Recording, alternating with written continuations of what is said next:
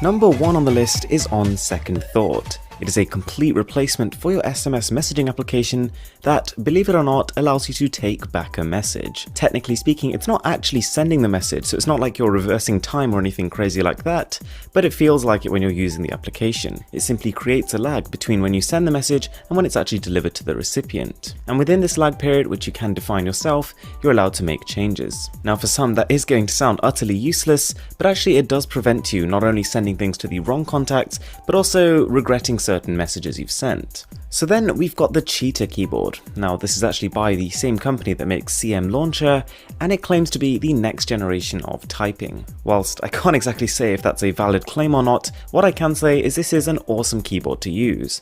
First of all, it's extremely customizable. Not only can you change the way it looks, but also the effect it creates every time you press your fingers on the keys, which you can't do on a lot. And the attention to detail in terms of animation here is crazy.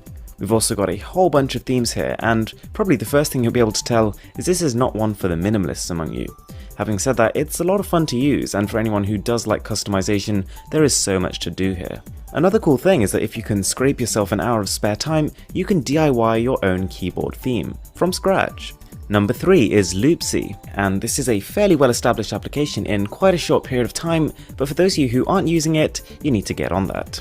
You use the camera in your smartphone to create something called a cinematograph, which is essentially a living photo. So you use the app to record a few seconds of video footage as if you were taking a video, and then you select areas which you want to either freeze or animate.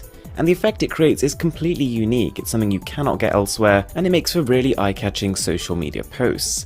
Now to be honest, if you look at the people who use it a lot better than I do, you can create some stunning effects. Something else I thought was quite cool is every single day, the company actually picks their photo of choice and features you on their Instagram account. Right, so the next one is very special. This is the Hex Shader wallpaper, and I'm going to say it's in my top 5 Android wallpapers of all time, which is crazy. Not only is it absolutely stunning whether you're on your lock screen or your home screen, but it's very cleverly designed. It freezes every time you open applications, so it's not always running in the background.